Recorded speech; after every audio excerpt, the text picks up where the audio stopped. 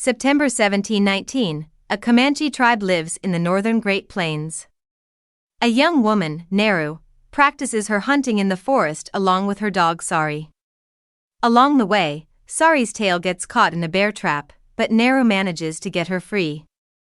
Naru then looks up in the sky and sees what she believes is a thunderbird, but is actually the incoming ship of a predator. Naru later joins her brother Tabe as they prepare for their kotamia, or the big hunt for their tribes that is a rite of passage for hunters. While Naru wants to be viewed as a hunter alongside her brother, their mother Aruka dismisses her aspirations. Not far from the village, the predator arrives, cloaking itself before proceeding to brutally skin a snake. Tabe leads a hunting party to go after another tribe member, Puhi, who may have been taken by a mountain lion. Naru joins them, despite the protests of everyone besides Tabe, as he knows she can tend to Puhi's wounds. The party finds Puhi wounded but alive, and Naru administers medicine to his body. Naru suspects that something bigger than a mountain lion is out there if they found Puhi alive, as the lion would not have left him that way unless it was scared off. The hunting party stays on the lookout for the lion. Naru and another member named Paka climb a tree and set a trap, but Paka is viciously pulled down from the tree by the lion before he is torn apart. The lion climbs the tree and approaches Naru, who arms herself with a spear.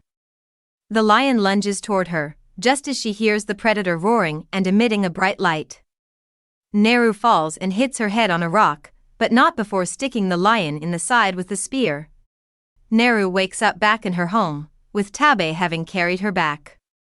He also returned with the head of the slain mountain lion, completing his kotamia. A ceremony is held in his honor, and he is made the new war chief. The next day, Naru sets off on her own to try and track down the predator. She comes up with a way of throwing and retrieving her hatchet while walking with Sari and coming across a field of skinned bison. Meanwhile, the alien hunter comes across a wolf, which attempts to attack as well. The wolf charges toward the predator, but it guts the wolf down the middle. The predator then rips the skull and spine out before burning the wolf's head down to the skull and wearing it around its belt like a trophy. Naru ends up coming across a deep pit of mud and begins to sink. She throws the hatchet attached to a rope and manages to hook herself onto a tree stump to pull herself to safety. She finds Sari and encounters a bear. The beast chases after Naru, but she manages to hide. Before the bear can find her, it is found by the predator. The bear puts up a good fight and nearly overpowers the hunter, but the predator ends up punching it hard enough to kill it, before picking the bear up and covering itself in its blood, allowing Naru to see the predator clearly. Naru runs and escapes by going down the current in the river. Naru finds members from her tribe on another party, as they were ordered by Tabe to find Naru and bring her home. Naru fights one of the men, Wasapi, almost overpowering him until another member helps him knock her out. The men tie her up and prepare for the attack, only for the predator to gain the upper hand with its sniper projectiles and take out one of the men. Naru frees herself as the men begin to get slaughtered. Naru manages to run but ends up getting her foot caught in a trap. She is then knocked unconscious by French fur trappers.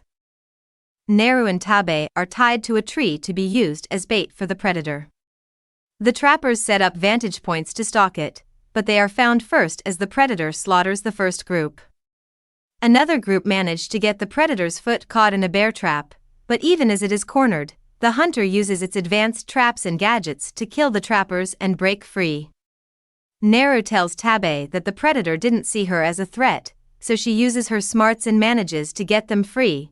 Naru goes back to the trapper camp and kills the remaining men before freeing Sari.